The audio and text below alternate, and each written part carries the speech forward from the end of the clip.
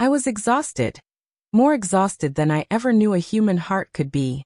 After 43 years of marriage, after decades of routines and quiet comfort, I found myself wandering through my own home like a ghost. My husband's funeral was only hours away, and I felt hollow, as if someone had reached inside my chest and scooped out whatever strength I had left. I sat at the edge of the bed that still smelled like him, trying to gather myself, when my phone buzzed. At first I ignored it. People had been calling nonstop, neighbors, cousins, church members. But the phone buzzed again. And again. Something in me finally reached for it. And that's when I saw the name. Mr. Alden, my husband's boss. We had spoken only a handful of times in my entire life. He was the kind of man who never called without a reason. I answered, my voice barely steady. Hello. His voice came through in a low, urgent whisper. Nothing like the polished, confident tone I remembered. Mom. There's something you must know about your husband. My stomach tightened. You need to come to the office immediately. For a moment I couldn't speak. My mind was still drowning in grief. And now his words cut through me like a blade. What are you talking about? I asked. There was a pause. Then he said something that made my hands go cold. And please don't tell your children. Not yet. I felt my breath catch. Why would he say that? Why would my own children need to be kept out of this? A tremor spread through my chest, fear, confusion, a strange sense of danger I couldn't explain. Before I go on, if you're new here, please subscribe to the channel. I share my life stories here. And your support means more than you know. Now back to that moment. I stared at the phone long after the call ended, my heart pounding in my throat. Every instinct told me to stay home, to hide beneath my grief. But something deeper urged me forward. I didn't know what waited for me at that office, but I knew I had to go. If someone had told me a month earlier that my life would unravel this way, I would have laughed and offered them a seat at my kitchen table. My world used to be simple, small, steady, predictable in the way you only learn to appreciate in your later years. My husband, Thomas, and I had our routines. Morning coffee on the porch, evening walks around the neighborhood, and quiet conversations about things that didn't matter and everything that did. After 43 years of marriage, I thought I understood every corner of his soul. I thought I knew which worries he carried, which secrets he held, what weighed on him. But I suppose you can share a bed with a person for a lifetime and still miss the storms forming inside them. His death came without warning. One moment he was sitting at the kitchen table, teasing me about overwatering the gardenias again, and the next he was clutching his chest with a look I'll never forget. The paramedics tried. The doctors tried. But within an hour I was a widow. The days that followed blurred together like watercolors bleeding on wet paper. I don't remember eating. I don't remember sleeping. What I do remember is how my children suddenly stepped into a role I had never asked them to play.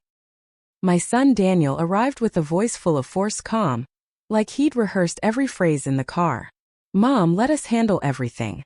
Don't strain yourself. My daughter-in-law Melissa hovered around me with pity in her eyes, always ready to take something out of my hands, my purse, my phone, even a cup of water I was perfectly capable of holding. I know they meant well, or at least I wanted to believe they did. But their concern came with an odd heaviness. They spoke in hushed tones when they thought I wasn't listening. They exchanged glances at the mention of the funeral arrangements. And every time I tried to make a decision, Daniel would gently override me. Mom, grief affects judgment. Let us take care of this. Judgment. As if losing my husband had somehow erased decades of my ability to think. Still I said nothing. I swallowed the discomfort, the humiliation, the feeling of being handled. I told myself they were grieving too. Maybe in their own way, maybe by controlling what they couldn't accept. But a mother knows. A mother notices. And something in their behavior didn't feel like grief. The funeral planning became a parade of paperwork, calls, and rushed decisions. I felt like a passenger, like the whole process was happening around me rather than with me. Whenever I tried to insert myself, Melissa would gently touch my arm and say, "You need rest, Mom. Thomas wouldn't want you worrying." I wanted to scream that worrying was all I had left. On the morning before the funeral, I overheard Daniel in the hallway speaking on the phone. His voice was sharp, irritated, nothing like the gentle tone he used with me. "I told you already. She doesn't need to know. We'll handle it after the funeral. When he noticed me in the doorway, he plastered on a soft smile and hung up immediately. Just logistics, he claimed. Nothing for you to worry about. That phrase again. Nothing for you to worry about. The truth was I felt invisible. As if my grief made me fragile, breakable, incapable. They tiptoed around me, treated me like fine china. Beautiful on the outside, useless in the hands. Still, I tried to give them grace. They'd lost a father after all. But when Thomas's boss called me, when that deep, strained voice told me to come to the office and not tell my children, every uneasy moment suddenly sharpened into something darker. Something was wrong. Horribly wrong. And for the first time since Thomas's death, I felt something other than grief. I felt fear. Not for myself, but for what I might discover. And for who might not want me to discover it. The morning of the funeral arrived with a heaviness that pressed on my chest like a physical weight. When I opened my eyes, the house felt colder than usual, as if Thomas's absence had seeped into the walls overnight. I moved slowly, every movement deliberate, every breath thick with dread. I had done my crying in the dark hours before dawn, but the grief still clung to me like a second skin. I dressed quietly, taking my time, choosing the black dress Thomas once said made me look dignified. I wanted to honor him, not just mourn him. But before I could take a final look in the mirror, there was a knock on my bedroom door. "Mom? Are you ready?" Daniel's voice was polite, but the impatience underneath it was impossible to miss. I opened the door to find both him and Melissa standing there, watching me like I might crumble at any moment. Melissa moved forward immediately. "Let me help you fix your collar," she said, already reaching toward me. "I can manage," I murmured, but she adjusted it anyway, her fingers quick and practiced, as though she had been preparing for this role for much longer than a few days. We drove to the church in silence. I watched familiar streets blur past the window, my memories slipping in and out like a broken reel of film. Thomas had driven this route countless times. Today the world felt unfamiliar. When we arrived, I could barely step out of the car before Daniel took my arm again, gently but firmly guiding me inside. The sanctuary was already half full. Friends, neighbors, co-workers, all offering somber nods and murmured condolences. I heard fragments of my own name, bits of whispered pity. Poor Lena. She must be devastated. She looks so pale, bless her heart. But no one actually came to me. Instead, they went straight to Daniel and Melissa, shaking their hands, embracing them, speaking to them as if they had lost a spouse, not me. I stood beside them, invisible. A woman from the church approached with a clipboard. "Do you need help with the program, Mrs. Carter?" Before I could answer, Daniel stepped in. "We've already sorted everything. Mom shouldn't be stressing today." Mom shouldn't be stressing. The phrase made something twist inside me. I remained quiet, but I watched the exchange closely. They had taken over every detail of the funeral, without consulting me. They had chosen the flowers, the music, the order of the service. Even the photograph placed beside the casket was one I never would have chosen. It was a corporate headshot, stiff and impersonal. Nothing like the warm, smiling man I shared my life with. When I reached out to straighten the frame, Melissa gently caught my wrist. "Let it be," she whispered. "You know Thomas liked looking professional." I almost told her she was wrong. Thomas hated having his picture taken at work. But I swallowed the protest. I didn't have the energy to argue. The service began, and I sat in the front pew, feeling more like a spectator than a grieving wife. When the pastor invited the family to speak, I was already rising to my feet, needing to say something about the man who'd shared every corner of my life. But Melissa's hand found my arm again. "Mom," she whispered. "Daniel and I decided it's better if we speak. You're too emotional." Too emotional.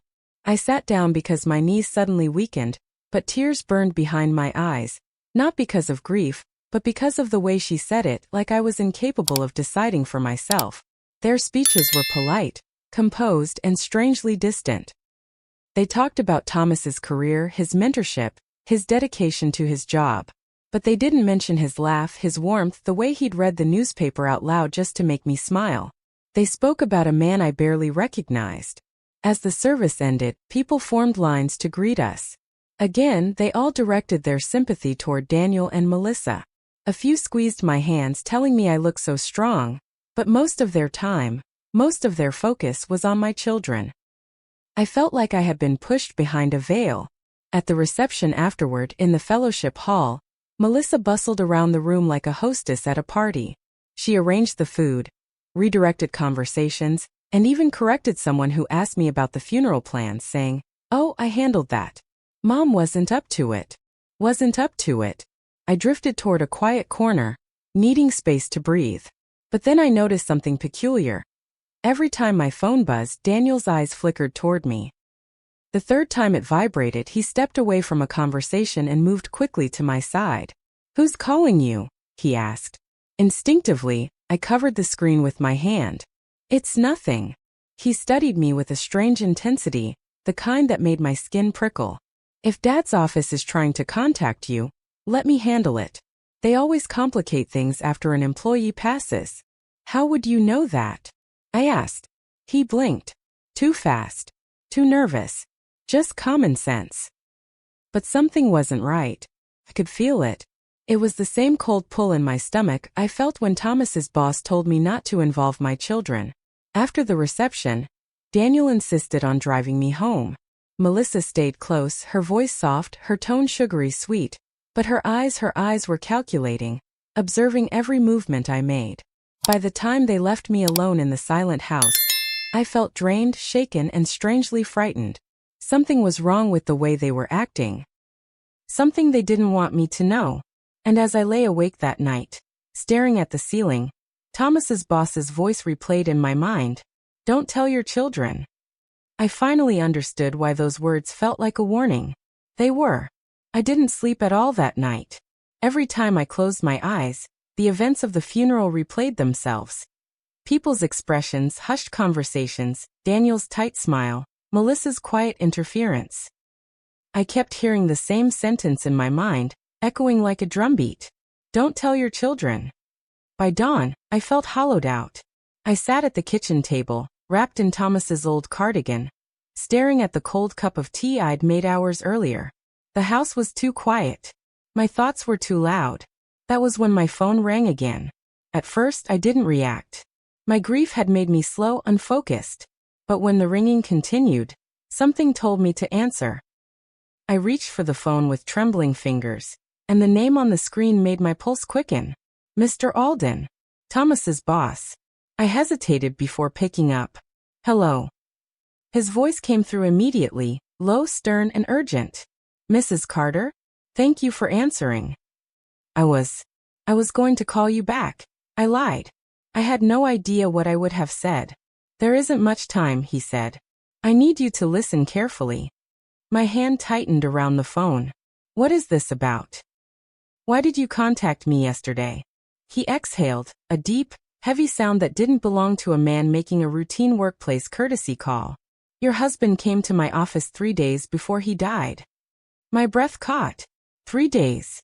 That was the day he seemed distracted, quiet at breakfast. I thought he was just tired. "I need to speak with you in person," he continued. "Your husband left something behind, something important, something meant only for you." "Important how?" I whispered. He paused, choosing his words with care. "I can't discuss it on the phone. It's not safe." Not safe. Those weren't words widows were supposed to hear. I swallowed hard. My throat suddenly dry. "Why would it not be safe, Mr. Alden?" "Because there are people who may not want you to have this information." His tone hardened. "And you must not tell your children you're meeting me." The world seemed to tilt. I don't understand. My children are grieving. Why would Mrs. Carter?" He interrupted gently but firmly. "Please trust me. Your husband trusted me. If you want the truth, come to my office at 10 tomorrow morning. Come alone." My heart hammered so loudly I could hear it in my ears. Everything inside me screamed that this didn't make sense, that things like this didn't happen to people like me. I was an elderly widow, not someone caught in a web of secrets. But there was something else. An ache deep in my chest that told me Thomas knew something. That he had been carrying a burden he hadn't shared with me. A burden that might have cost him his life. "Will you come?" he asked quietly. I didn't know how long I sat there before answering. The house felt suddenly foreign, as though shadows were listening from the corners. "Yes," I finally said. "I'll come." He released a breath as if relieved. "Good. And Mrs. Carter, be careful today. Don't behave differently around your children. They mustn't suspect anything." His words settled over me like a cold fog.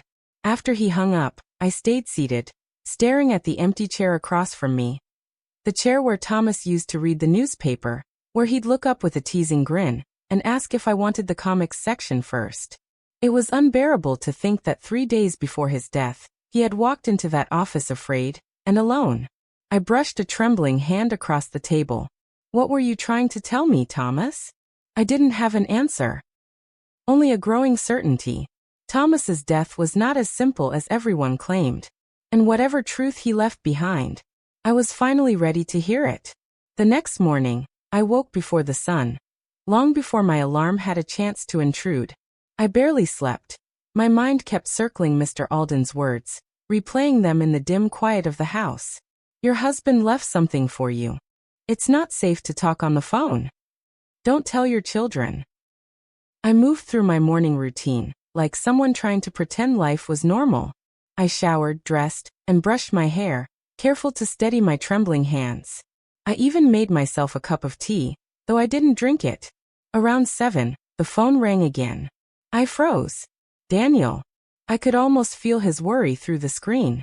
And although a part of me longed to hear my son's voice, the other part, the part that remembered the odd glances, the phone he tried to take from me at the funeral, the hushed conversations, made me hesitate. When I answered, I tried to sound casual. "Good morning, honey." "Mom, are you okay?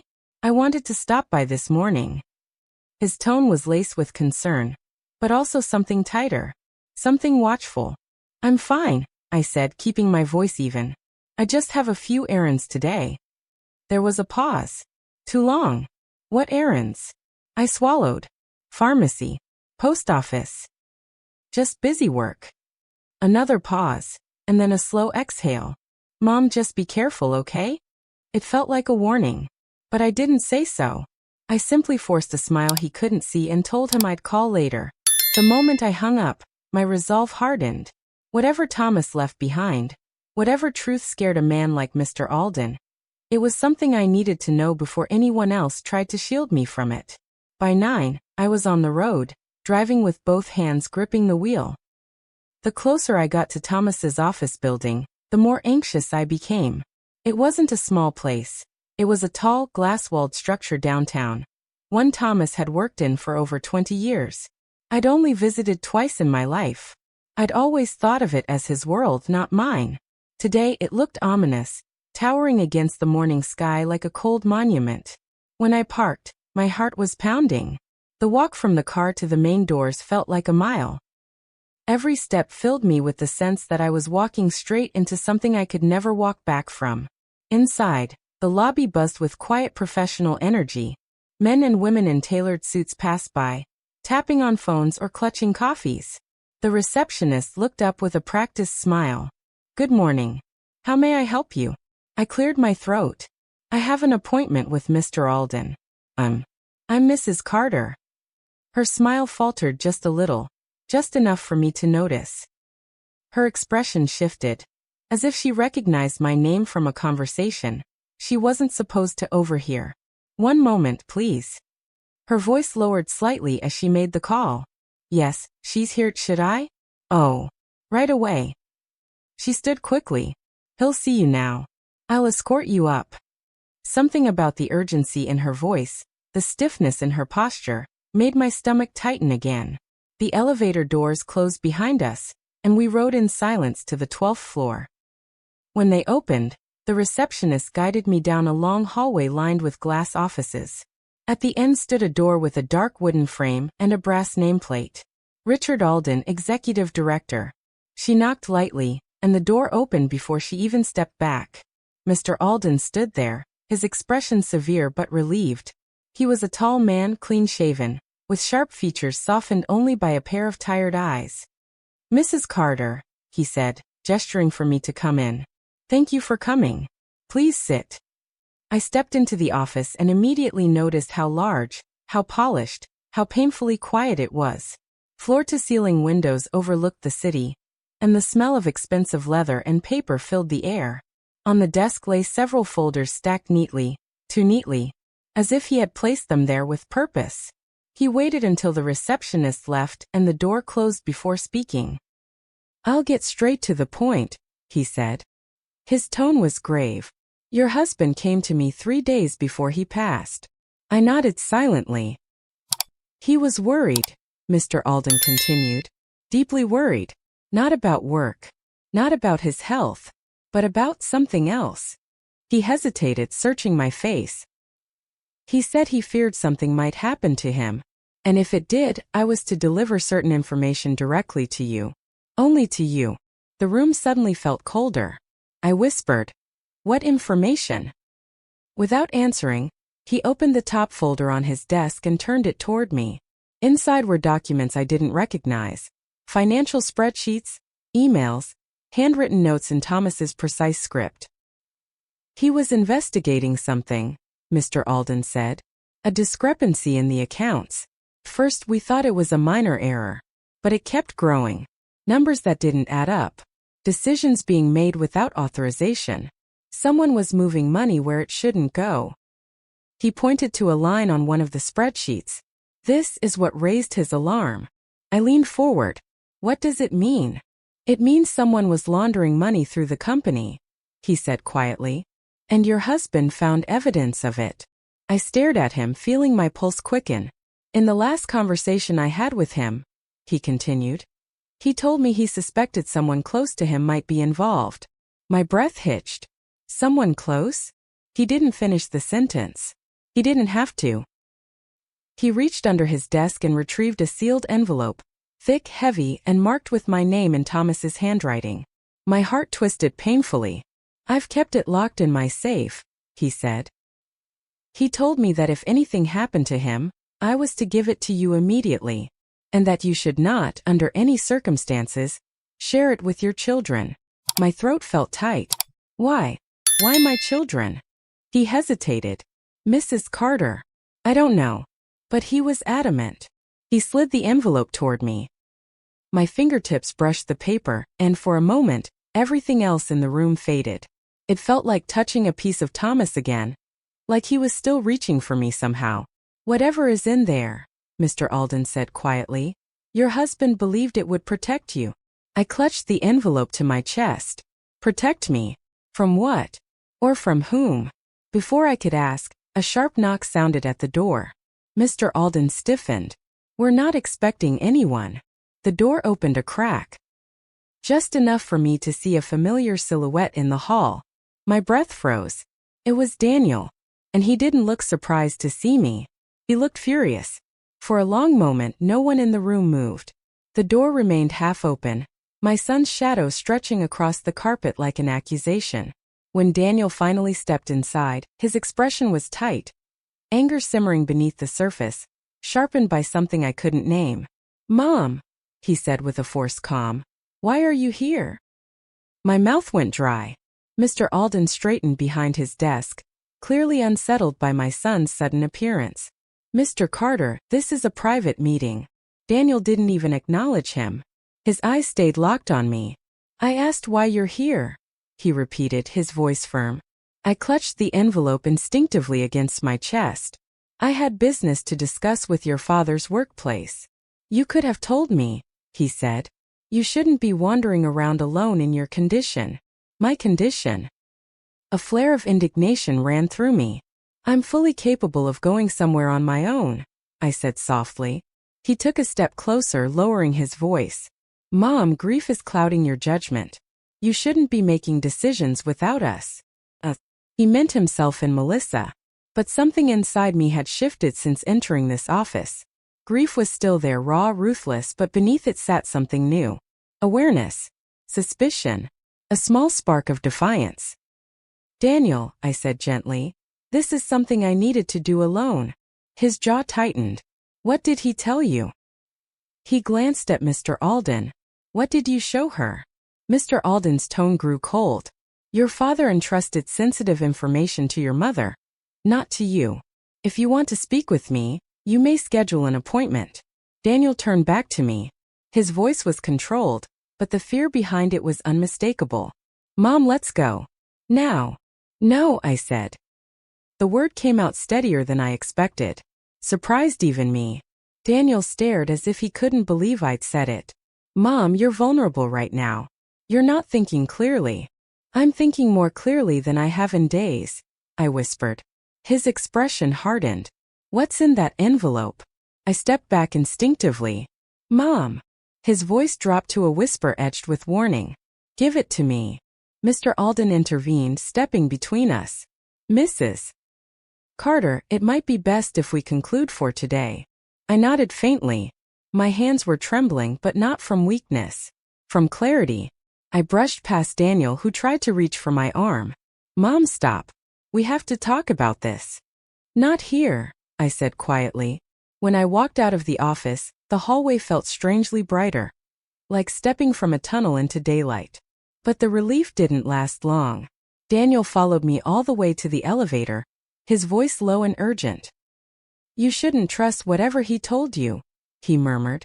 People take advantage of grieving widows. He might be manipulating you. I pressed the elevator button. Your father trusted him. And look what happened. Daniel snapped before catching himself. I didn't mean it like that. But the words had already cut. We rode the elevator in silence. When the doors opened, he grabbed my elbow, not hard but firmly enough to make me stop. Mom, listen to me. Dad's death was awful, I know, but you can't go digging into things you don't understand. You could make things worse for everyone. For everyone.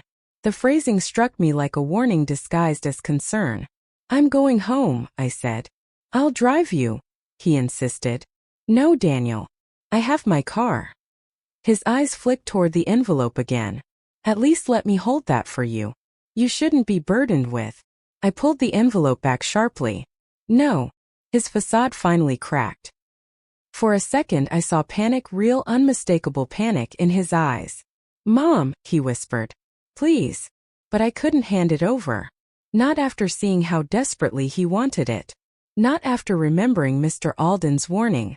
Not after hearing Thomas's words in my head. Protect yourself. Daniel followed me to the parking lot, trying a softer tone now. Look, I'm just worried about you. Melissa is too. You've been forgetting things lately. No, I interrupted, my voice barely above a whisper. Don't do that. Do what?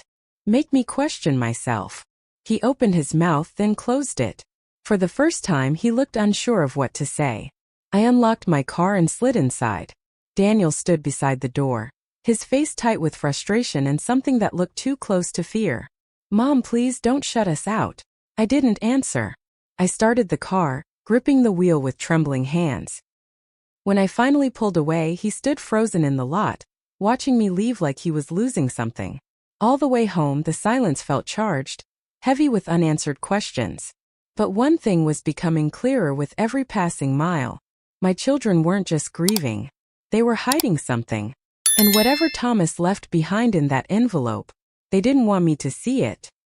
By the time I pulled into my driveway, my hands were shaking so badly, I had to sit in the car for several minutes before I could trust myself to move. The envelope lay on the passenger seat, stark and heavy against the fabric, as if it carried the weight of 1,000 unspoken truths. I picked it up gingerly, holding it the way you'd hold something fragile or dangerous. Inside the quiet of my home, every sound felt amplified. The creak of the floorboards, the faint hum of the refrigerator, the tick of the wall clock echoing like a heartbeat. I locked all the doors out of instinct before settling at the kitchen table. Thomas's handwriting stared back at me, familiar and heartbreaking. He had written my name with such care, Lena. Just my name. No message. No hint of what waited inside.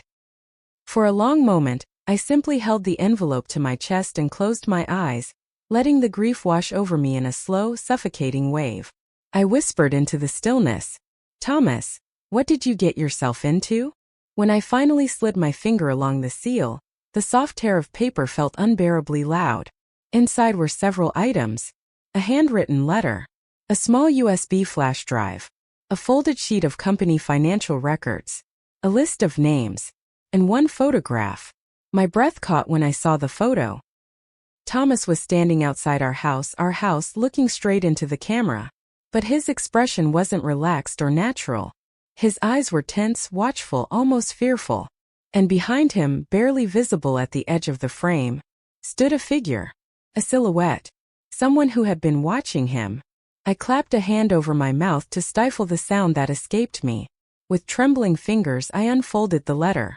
My dearest Lena, if you're reading this, it means I didn't make it in time. And I'm so sorry. You deserved honesty sooner, but I was afraid. Afraid of involving you, afraid of hurting our children, afraid of what might happen if I was wrong. But I'm not wrong. Someone has been stealing from the company for years. Not small amounts, large sums hidden in layers of transactions. I found the proof. But the money trail led somewhere I never expected. It led to our son. Daniel is involved, Lena.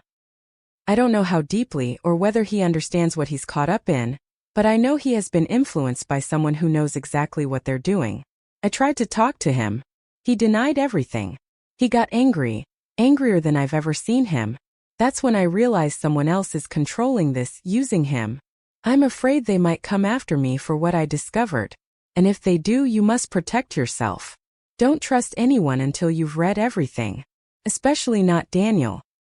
Please forgive me for all of this. I love you more than life itself. Thomas. I sat there frozen, staring at the words through a blur of tears. My chest ached so deeply it felt like someone was pressing their fist into my ribcage. Daniel? My sweet, bright, stubborn boy? I read the letter again, slower this time, letting each sentence settle into me like stones sinking into water. I wanted to reject it. I wanted to believe Thomas was mistaken. But the pieces had already begun falling into place long before I opened the envelope. Daniel's agitation. His insistence that I not speak to the company. His hovering at the funeral. His attempt to take the envelope from me. My heart begged for a different explanation. My mind whispered there wasn't one. I wiped my face and unfolded the next document. The financial sheet Thomas had included. I wasn't an accountant, but I knew enough to see it was damning. Multiple transfers, always just below the threshold that triggered audits. Payments to shell companies I didn't recognize. And at the bottom, written in Thomas's handwriting, someone is using Daniel's employee ID for access. Suddenly the room felt too small. The air felt thin. I reached for the list of names next. Most were unfamiliar, but one made my blood run cold. Melissa Sutton Carter. My daughter-in-law. Her name was circled twice. I pressed a shaking hand to my forehead. No, this couldn't be possible. But then I remembered the way she had moved through the funeral like she was orchestrating everything. The way she'd subtly redirected questions.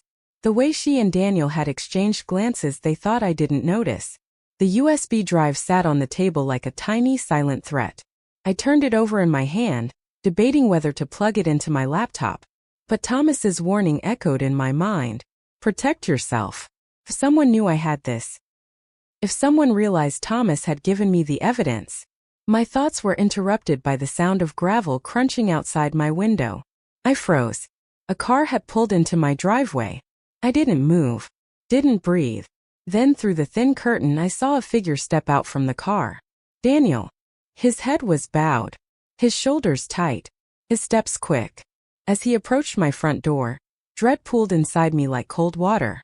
He knocked once. Twice. Then more aggressively. Mom? It's me. His voice called out. We need to talk. I stared at the envelope, the documents spread across the table, the USB drive glinting under the kitchen light. He knocked again. Louder. Mom, open the door. I pressed a hand over my pounding heart. Thomas had tried to warn me. Whatever truth he died with was now sitting in front of me. And my son, the boy I raised, was standing at my door. Daniel's knocking grew harder. Each strike against the door jolting through my bones. My breath felt thin, shallow.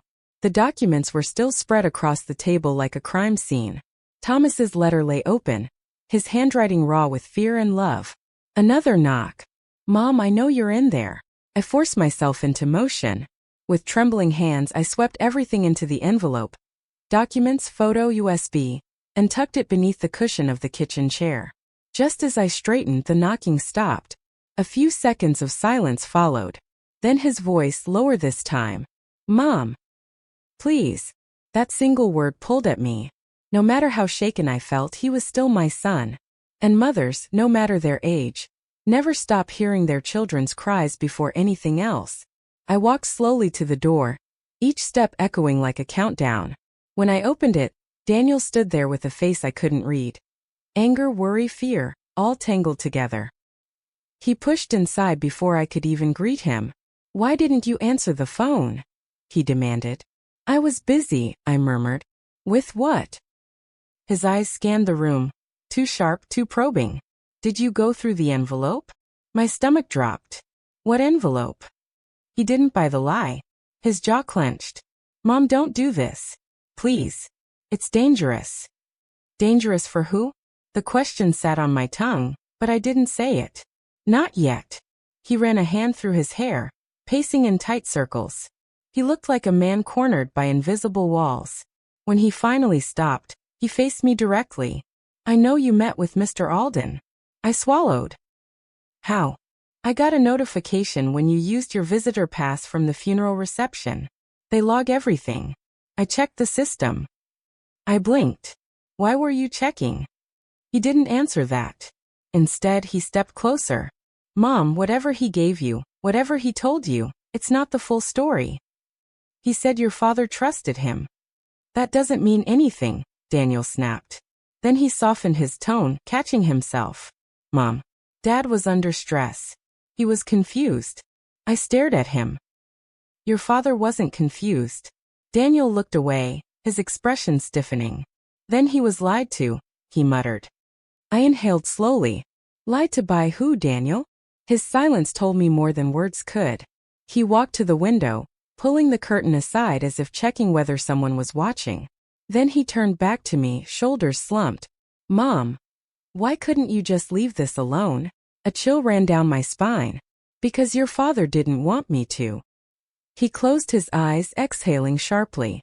Dad didn't understand what he was dealing with. He understood enough to fear for his life. Daniel's eyes snapped open. He looked pained, truly pained, and for a moment he was just my boy again. The same boy who used to run to me when he scraped his knees. The same boy who cried his way through his first broken heart. He swallowed hard. "Mom, Dad thought I was involved." "And are you?" I whispered. His lips tightened. "Not the way he thought." That answer struck me like a slap. "What does that mean?" I pressed. "It means he misunderstood." Daniel moved closer, lowering his voice. "I saw things at the company, strange transactions, unusual meetings, but I wasn't part of it. I was trying to figure it out. And then Dad started digging too. I told him to stop because I knew they were watching him."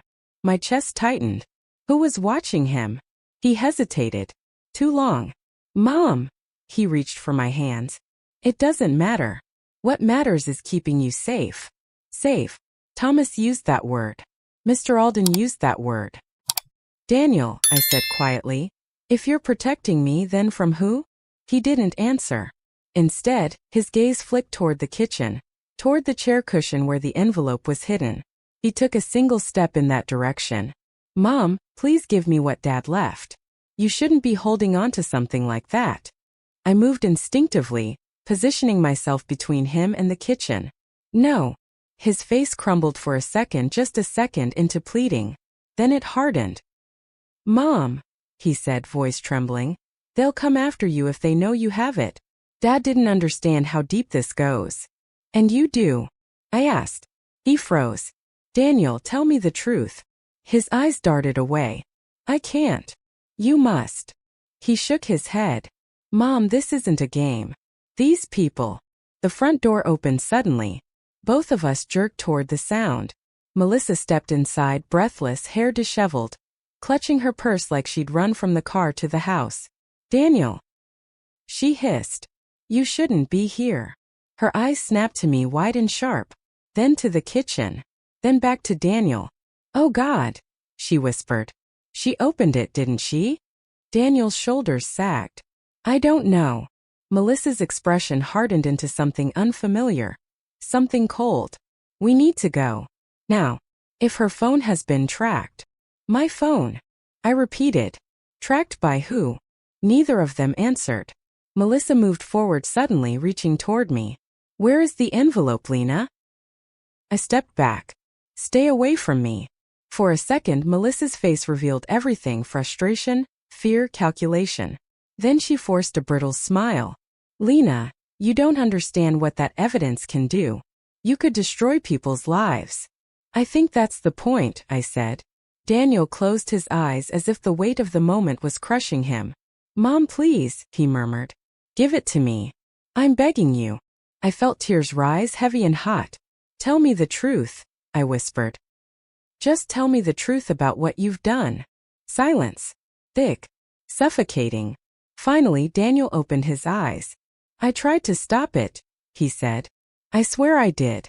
But Melissa. Daniel, she snapped. He ignored her. She's the one who brought me into it. Her family. Her connections. She said it was just temporary. That no one would get hurt. Melissa's face drained of color. And then Dad found out. He continued, voice breaking. And everything spiraled. I stared at them both. Not my son, not the woman he married, but two strangers tangled in something dark enough to swallow a life. The room pulsed with tension. Melissa stepped toward the kitchen again. Where is it, Lena? Not a question now. A threat. My heart hammered. My voice, however, remained steady. I'm not giving you anything. Daniel's shoulders slumped in defeat. Melissa's eyes sharpened in fury. And just as she opened her mouth to speak, someone pounded violently on the front door. Daniel blanched. Melissa cursed under her breath. And I felt the truth settle over me like a final chilling realization. Whoever was at my door was not here for condolences. They were here because of the envelope. The pounding on the front door shook the entire house. It wasn't a knock. It wasn't even a demand. It was the kind of force a person uses when they intend to break their way inside. Melissa froze mid-step, her hand still hovering near the kitchen table. Daniel's face drained of all color. I felt every heartbeat echo in my ears. Even at my age, I'd never heard anything like that sound. It was the kind of knock that didn't wait for permission. Who is that? I whispered. Daniel didn't answer. Instead, he walked to the hallway window and lifted the corner of the curtain with trembling fingers. I watched his throat tighten. They found us. They. My voice cracked. Melissa spun toward him. I told you we had to leave. I told you they weren't going to wait. A deep voice boomed from outside. Muffled but unmistakably threatening. Open the door. We know you're inside. My knees weakened. I gripped the back of a chair to steady myself. Daniel hurried back toward us. Mom, listen. Do not open that door. No matter what they say. Who are they? I demanded. He swallowed hard. People Melissa's family works with. People who don't like loose ends. Melissa shot him a glare. You talk too much when you're scared. Another brutal pound rattled the hinges. I'm calling the police, I whispered, reaching for my phone. Melissa lunged toward me. No. You can't. Daniel grabbed her arm, stopping her. Let her. It might be the only thing that keeps them from kicking the door in. His voice shook, but the decision was made. I dialed with trembling fingers. The pounding grew louder. Impatient. Violent. Mrs. Carter, the voice outside shouted. Open this door right now, or we will open it for you. My stomach twisted. They knew my name. The operator answered, but before I could explain, Melissa snatched the phone from my hand. Don't tell them who it is, she hissed. We don't know which officers are involved. Daniel wrenched the phone back from her, breath ragged. Enough, Melissa. Then into the receiver. There are men outside my mother's home threatening to break in. We need help immediately. The dispatcher asked for the address. He gave it. Another crash hit the door. This time hard enough that a picture frame on the wall trembled and tilted. I flinched. Why are they here? What do they want from me? Melissa's voice was icy. The evidence. Your husband's evidence. They can't let you keep it. And what would they do to get it? I whispered. Neither answered. The pounding stopped suddenly. Silence swept through the house, cold and unnatural. Daniel peeked through the curtain again, only to slam it shut immediately. They're going around the side of the house. Fear shot through me. Are they trying a window? Melissa's breathing quickened. We need to get out of here. Through the back door. Now. But Daniel shook his head. No. That's exactly where they'll expect us to run. His words twisted like a knife. I looked at both of them, my son pale and trembling, my daughter-in-law coiled like a trapped animal, and I realized with a hollow ache that none of us were safe. Another voice rose from outside. Closer this time, right by the side windows. Lena, let's talk. Just open the door. Hearing my name spoken so casually made something inside me collapse. We need to hide the envelope, Daniel whispered urgently. If they get in. They're not getting in, I choked out. But I didn't believe it. Not really. Melissa moved toward the kitchen, eyes sharp. Where is it? Just give it to them. If you hand it over, they'll leave. Daniel grabbed her wrist. Are you insane? If she gives it to them, she's dead. We all are. Melissa jerked her arm free. I'm trying to keep us alive. Your mother shouldn't even have any of this. If she had stayed out of it. Stop blaming her, Daniel snapped. Dad is dead because of this. She deserves the truth. The truth. The word hit me like a blow. My heart pounded so violently I thought it might give out. I'm calling the police again, I whispered. But before I could move, a sudden crash sounded from outside. The unmistakable sound of someone rattling the back door handle. I gasped. They're trying the kitchen door. Daniel grabbed my arm. Mom, we need to go upstairs. Now. The police are on the way. We just have to hold them off. We hurried toward the staircase, moving as quickly as we could. Behind us, the pounding resumed, this time on the back door. Melissa looked over her shoulder, voice breaking. If they get in. They won't, Daniel said, though he didn't sound like he believed it. We reached the top of the stairs just as a final, deafening crash echoed through the lower level, followed by silence. Then, footsteps. Inside the house. The footsteps downstairs were slow and deliberate. Heavy soles pressing into my floors as if the intruders owned the place. Every step thudded through the walls and up the staircase, vibrating straight into my spine. Daniel motioned for us to move. Mom upstairs. Quietly. I followed him down the hallway, my breath trembling in my chest. Melissa stayed behind him, glancing back every few seconds, her face pale but eyes sharp. The footsteps moved deeper into the house, kitchen, living room, hallway. Then a paused silence. Listening. Searching. Daniel, I whispered, where are we going? The attic, he murmured. They won't think to look there first. I swallowed. And if they do find us? He didn't answer. We reached the end of the hallway, where the pull-down attic ladder was hidden behind a panel. Daniel carefully tugged the string. The ladder unfolded with a soft wooden creak, far too loud for my comfort. He winced. Hurry. I climbed first, my hands shaking as I gripped the narrow rungs. At my age, climbing anything felt unstable, but adrenaline carried me upward. Daniel followed, Melissa behind him, and he pulled the ladder up just as another set of footsteps entered the hallway below us. The attic was dim, dusty and cramped.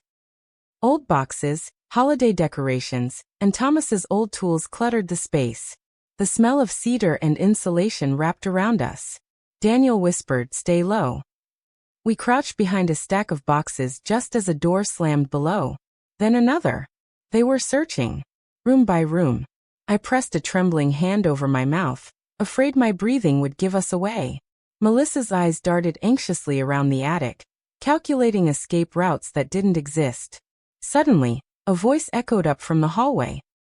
Loud, annoyed, far too close. Check upstairs. The old woman has it. I know she does. Old woman. The word stung in a way I didn't expect. I was many things, grieving, confused, terrified, but hearing myself reduced to that label by a stranger made my heart twist with indignation. Daniel's eyes met mine. Mom, I'm so sorry. I didn't know what he was apologizing for, bringing danger into our lives, lying to me, dragging me into this mess. Or not protecting me sooner. Maybe all of it. But the look on his face was the face of a man who'd already lost too much. The footsteps approached the attic door. I felt Melissa stiffen beside me. Are they going to open it? She whispered. Daniel shook his head. They might not know there's an attic here. But another voice responded from below.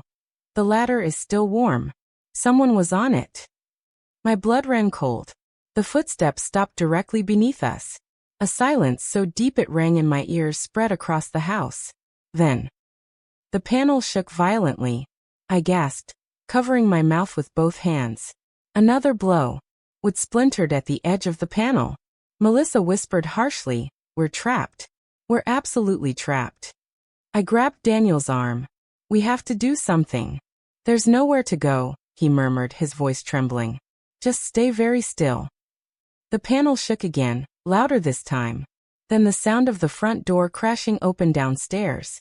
Voices, several of them, shouting commands. The intruders froze. I heard a muffled curse. Then frantic footsteps, running this time, scrambling toward the back of the house. Melissa exhaled shakily. Police. They finally came. I felt my entire body sag with relief. Daniel closed his eyes, whispering a thank you under his breath. The sounds below grew chaotic. Shouting, stamping, the heavy thud of boots as officers stormed through the house. For several minutes, we stayed hidden, listening as the chaos shifted from danger to rescue. Finally, a voice called from below. "Mrs. Carter? It's the police. You're safe now. You can come down." My limbs trembled as I rose. Daniel lowered the attic ladder. We climbed down slowly, one by one, each step feeling heavier than the last. When my feet touched the hallway floor, I nearly collapsed, but Daniel steadied me. The police moved through the house, securing rooms, weapons drawn, officers shouting updates.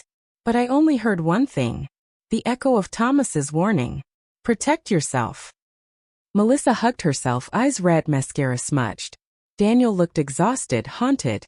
The house was wrecked, doors splintered, furniture knocked over, papers scattered. One officer approached me gently. "Ma'am, we need to know what they were after." I pressed a shaking hand against my heart, where the envelope still felt like a living thing inside the cushion where I'd hidden it. "They wanted something my husband left behind," I whispered. "We'll need to see it," he said. I hesitated. Daniel watched me closely. Melissa's eyes narrowed. Thomas's words echoed again. "Don't trust anyone. Not even the children." And right then, standing in the wreckage of my quiet little home, with police circling and my children watching me like I held their fate in my hands, I realized the danger wasn't over. Not even close. I stood in the middle of my ruined living room. Doors cracked, furniture pushed aside, drawers hanging open like broken ribs, and felt something inside me tighten, not with fear this time, but with resolve. The officer waiting in front of me was patient but firm. "Ma'am," he repeated, "whatever those men were after, we need to secure it." Daniel hovered at my side, silent but alert. Melissa stood a step behind him, arms crossed, her eyes darting toward the kitchen every few seconds. She knew exactly where the envelope was. And so did I. "I'll get it," I finally said. Daniel tensed.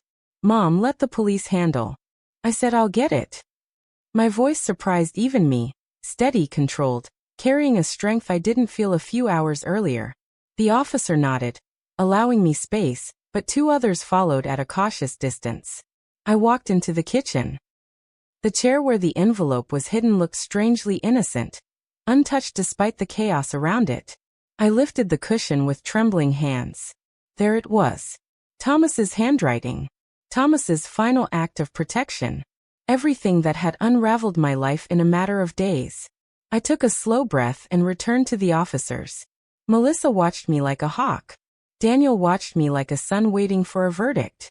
I placed the envelope in the officer's hands. "This," I said softly, "is what they wanted." He opened it carefully, pulling out each item, documents, the USB, the photograph. The other officers stepped closer, murmuring to one another as they skimmed through the evidence. When they reached the photo, the one of Thomas outside our home with a shadowed figure behind him, the room shifted. The lead officer's expression hardened. This is serious. He laid the financial sheet on the coffee table. These transactions, these shell accounts. Someone inside the company orchestrated a coordinated embezzlement scheme. Daniel exhaled, pressing his hands to his face. Melissa's jaw tightened. Anyone could have made those numbers up.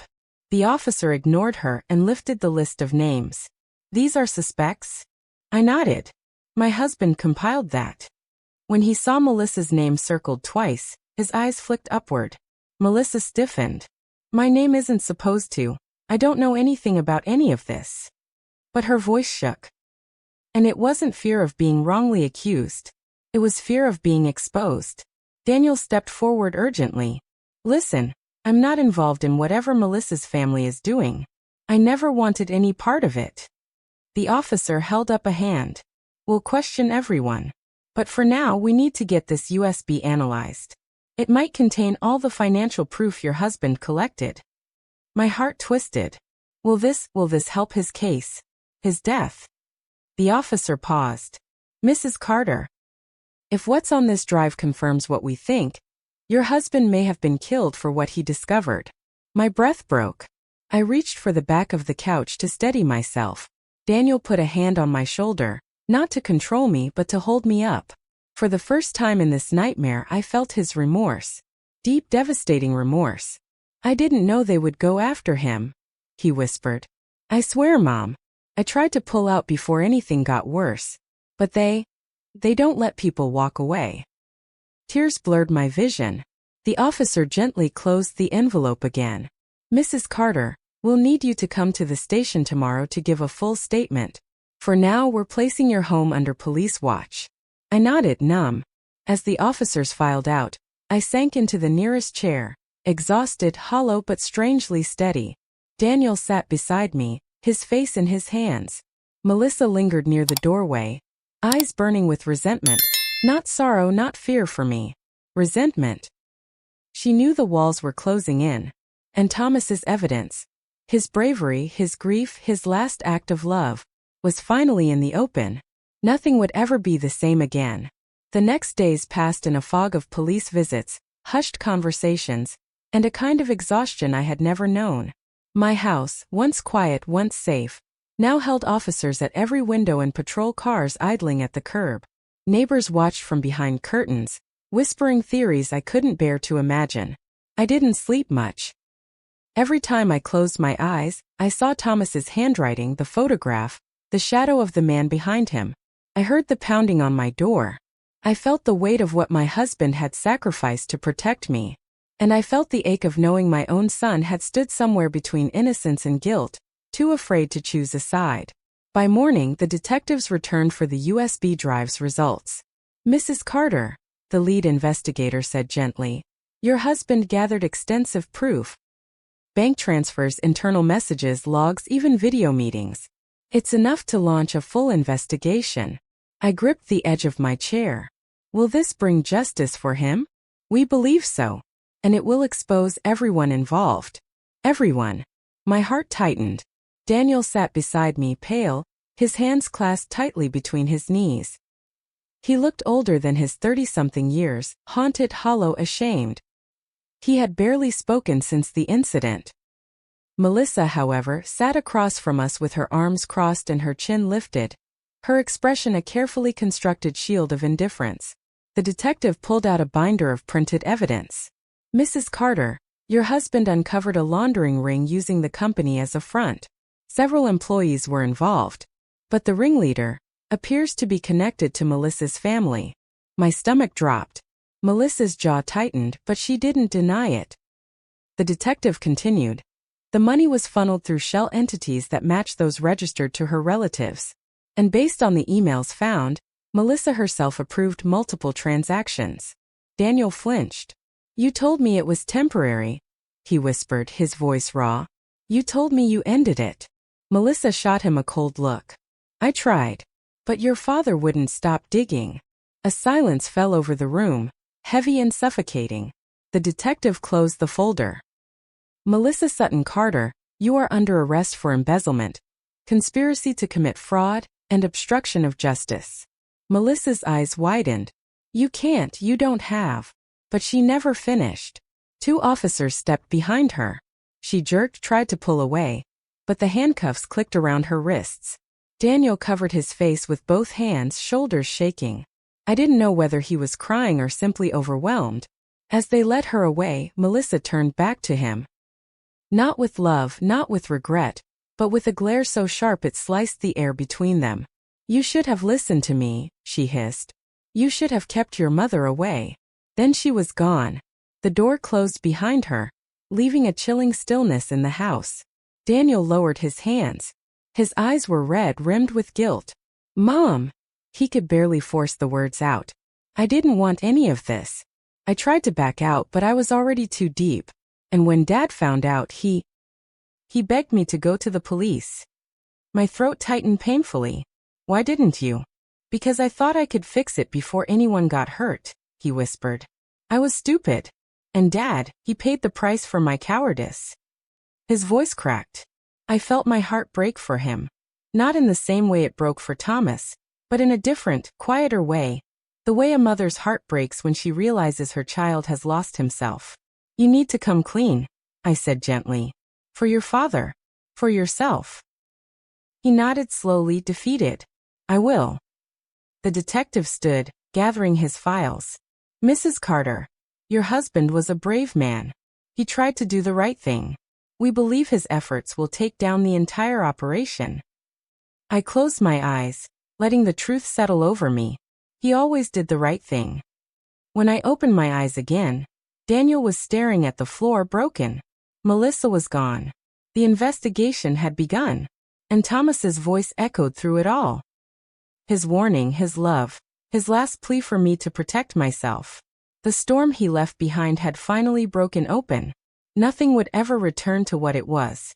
But maybe, just maybe, the truth could still lead us somewhere better.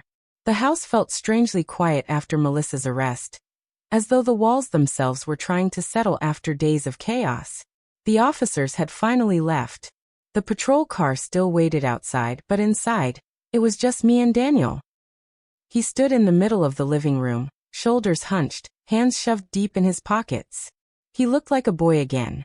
Not a grown man with a job and a wife and responsibilities, but the child who used to run home crying after a bad day at school, looking for comfort. Only this time, the wounds weren't scraped knees or hurt feelings. They were deeper, self-inflicted, tied to choices that had cost his father his life. I sat down slowly, feeling the ache in my joints.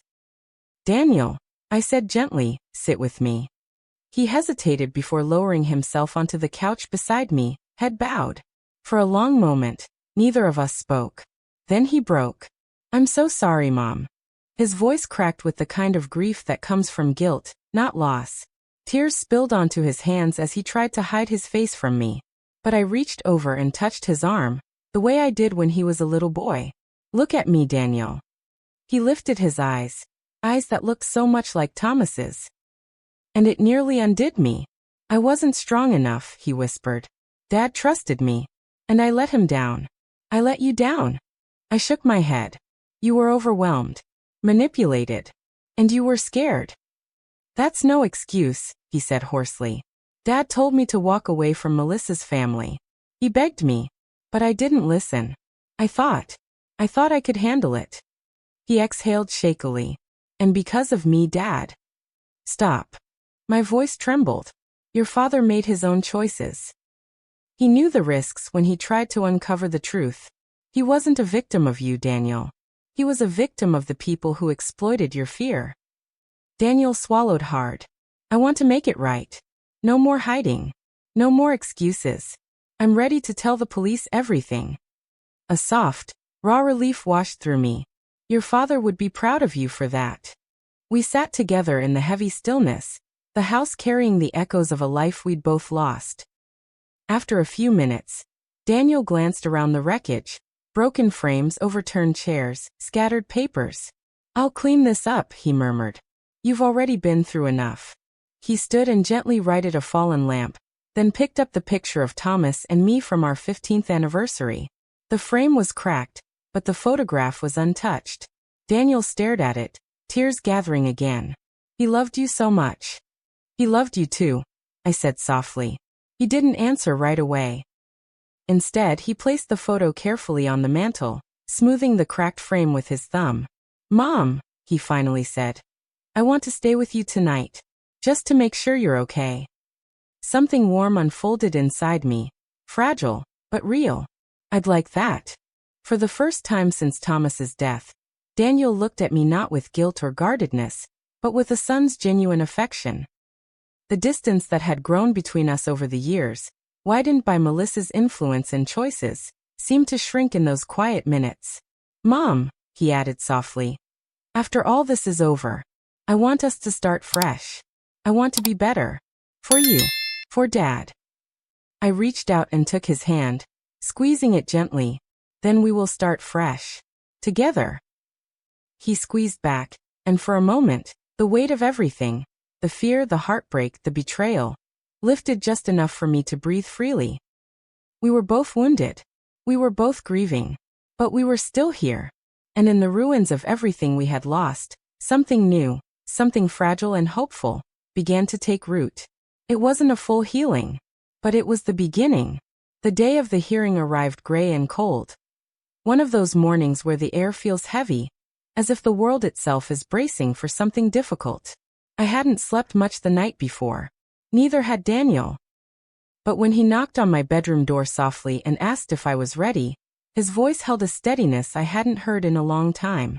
We drove to the courthouse in silence, both of us lost in our thoughts. The building loomed ahead, tall, imposing, a place where truth was either revealed or buried. Today, I needed it to be revealed. Inside, police officers escorted us toward the small conference room where everything would unfold. Daniel walked beside me, shoulders squared, as if trying to shield me from the weight of his own guilt. I touched his arm gently. You're doing the right thing, I whispered. He nodded but didn't speak.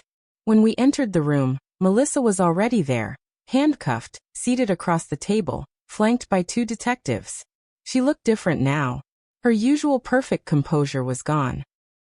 Her eyes were sharp but exhausted, her hair pulled back messily, her jaw clenched as though she were preparing for battle. Her gaze found Daniel first. You didn't have to come, she said flatly. Daniel didn't sit. I had to tell the truth. Melissa scoffed, then turned her eyes to me. For a moment, there was something almost human in them. Fear, maybe, or regret, but it vanished quickly. You ruined everything, she said coldly. I lifted my chin. Your choices ruined everything. Not mine. A detective cleared his throat and opened a folder. We're here to confirm statements. Mrs. Carter, Mr. Carter, we have verified the evidence your husband gathered.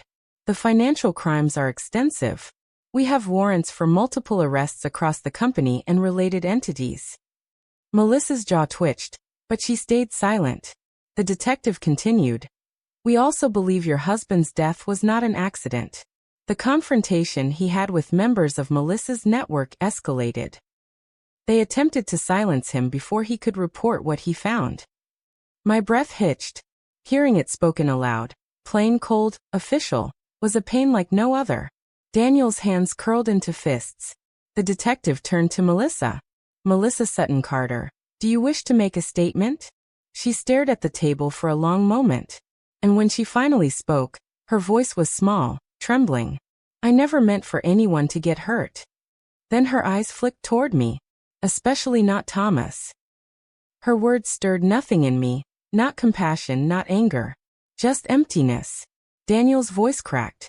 Why did you drag me into it? She closed her eyes. Because you wanted to prove yourself. Because you were easy to convince. Because my family doesn't take no for an answer. Daniel's shoulders slumped. You could have walked away. She didn't respond. The detective finished his briefing, detailing the charges, the timeline, the next steps. Evidence would be presented to a judge. Testimony taken. Cases built. Justice piece by piece. When it was my turn to speak, my hands trembled as I laid Thomas's photograph on the table.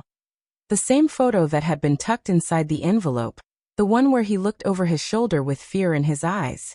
This, I said softly, is what you took from me. Melissa swallowed hard. This is what you took from his children. His future. Our life. Tears stung my eyes, but my voice held steady. But today he will finally be heard. The room fell silent. Daniel reached over and covered my hand with his. And for the first time since Thomas died, I felt something close to peace begin to settle in my chest. The detectives rose. Mrs. Carter, you and your son can go. We'll handle the rest. As we stood, Melissa's voice followed us, soft, shaky, almost pleading. Daniel, I loved you. I really did. He paused at the door, but he didn't turn around. I don't know what that word means to you anymore, he said quietly. But this. What you did was never love. We stepped into the hallway together. The air felt lighter. Not because the pain was gone. Pain like this never fully leaves. But because truth had finally taken its rightful place. And with it came something I hadn't felt in a long time.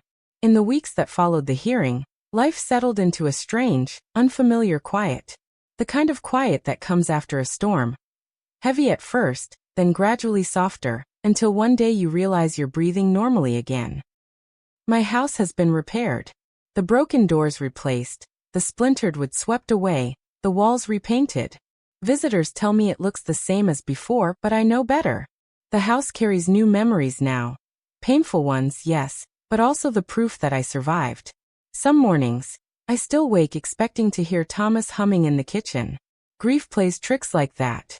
But then I open my eyes and remember everything we uncovered, everything he tried to protect me from.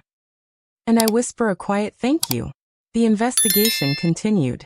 More arrests were made across the company and Melissa's network. The newspapers called it one of the most intricate corporate corruption cases in the state.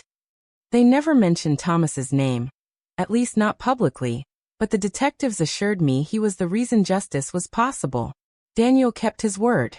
He gave a full statement, confessed what he knew, and cooperated with the authorities. It wasn't easy. He faced consequences, professional and personal. But he faced them with a resolve that reminded me so much of his father that it often brought tears to my eyes. He comes by every evening now.